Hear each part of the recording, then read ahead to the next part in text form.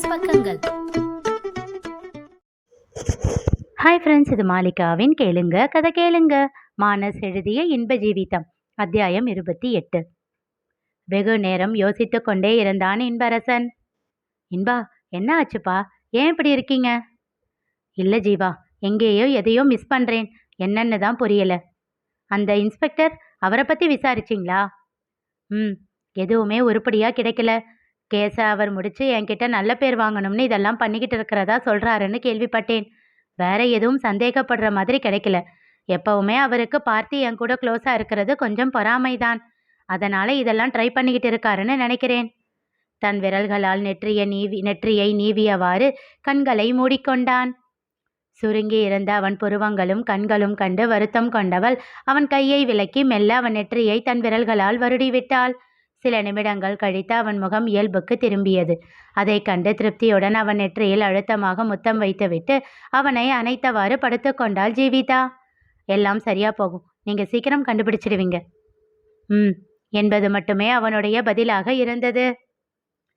காலையில் பிள்ளைகளை பள்ளிக்கு அனுப்ப பரபரப்பாக ஜீவிதா வேலை செய்து கொண்டிருக்க குளித்து தயாராகி வெளியில் வந்தான் இன்பரசன்.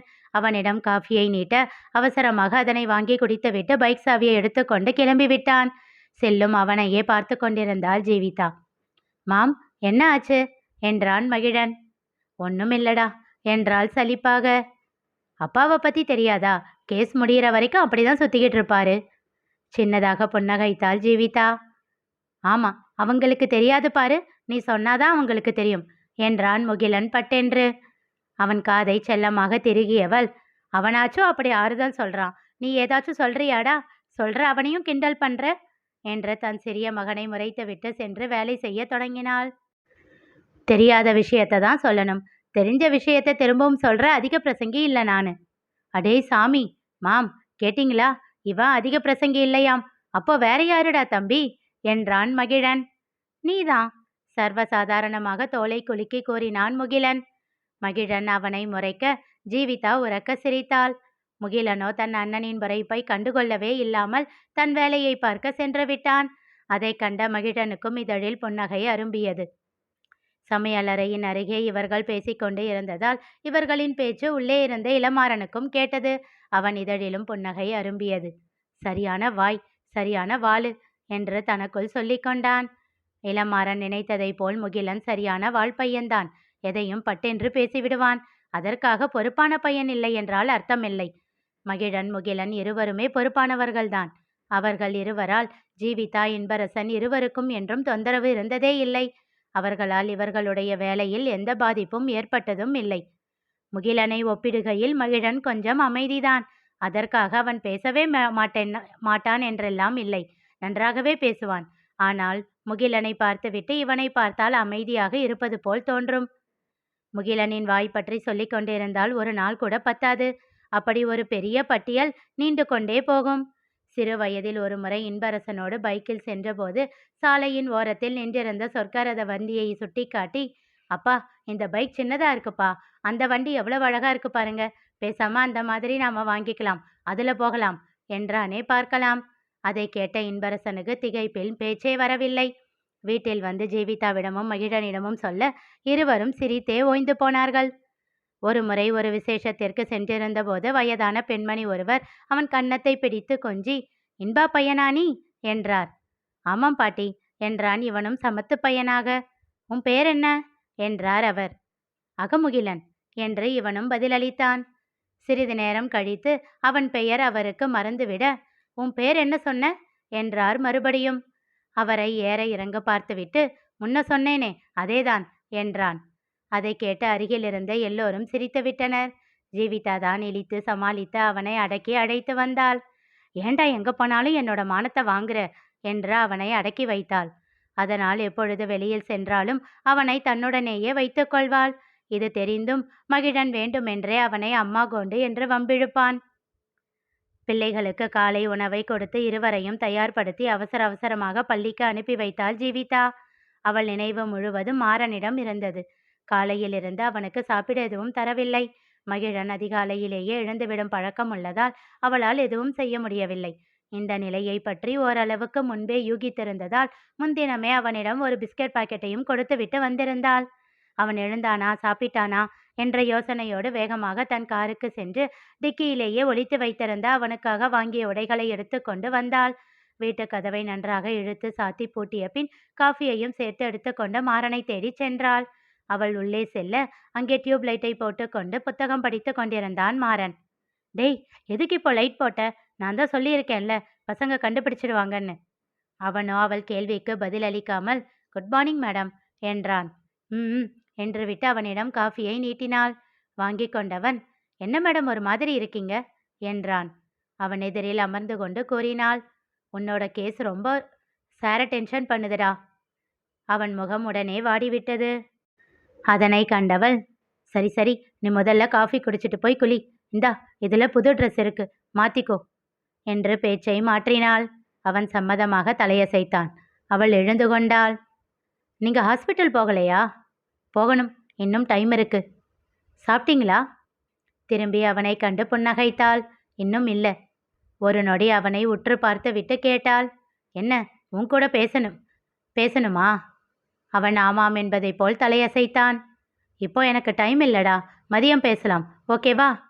மீண்டும் சரி என்பதை போல் தலையசைத்தான். சரி, பசங்க இருக்கும்போது லைட் போடாத. இல்லை மேடம், அவங்க உங்களுக்கு பாய் சொல்லிட்டு கிளம்பி போனதை கேட்டதுக்கு அப்புறம்தான் லைட் போட்டேன். வேன் சத்தம் கூட கேட்டுச்சு. சரி சரி, சீக்கிரம் போய் குளி. சார் எங்க மேடம்? அவர் காலையிலேயே கிளம்பி வெளியே போயிட்டாரு. அவன் புன்னகைத்தான். என்னடா? இல்லை, உங்கள் பசங்க பேசுகிறதெல்லாம் எனக்கு கேட்குது.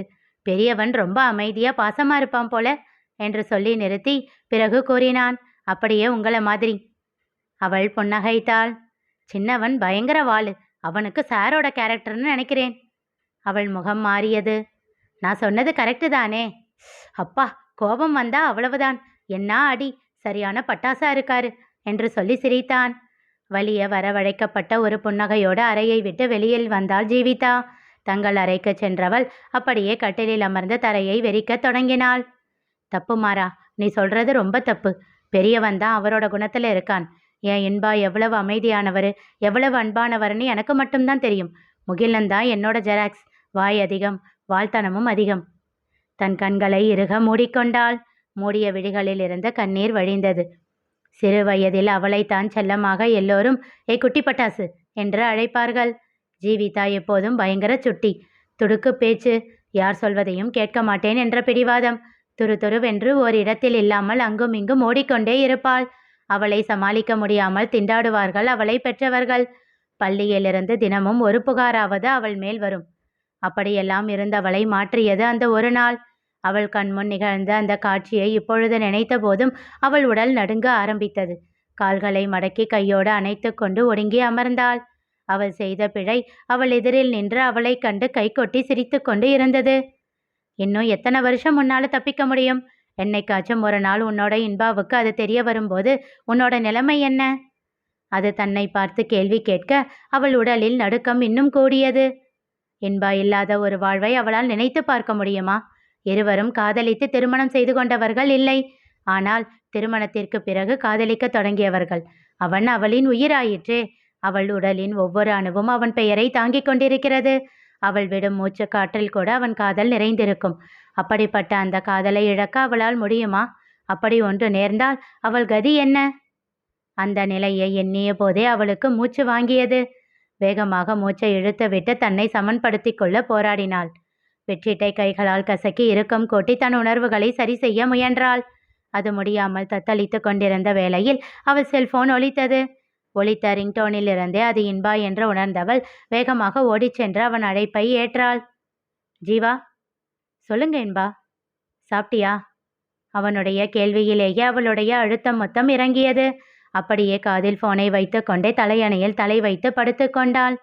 இன்னும் இல்லை இன்பா. ஏன் இவ்வளவு நேரம் ஆச்சே? சீக்கிரம் போய் சாப்பிடு. காலையில் கொஞ்சம் யோசனையில் இருந்தேன், அதான் உன்கிட்ட சொல்லாமலேயே கிளம்பிட்டேன். It's okay Inba.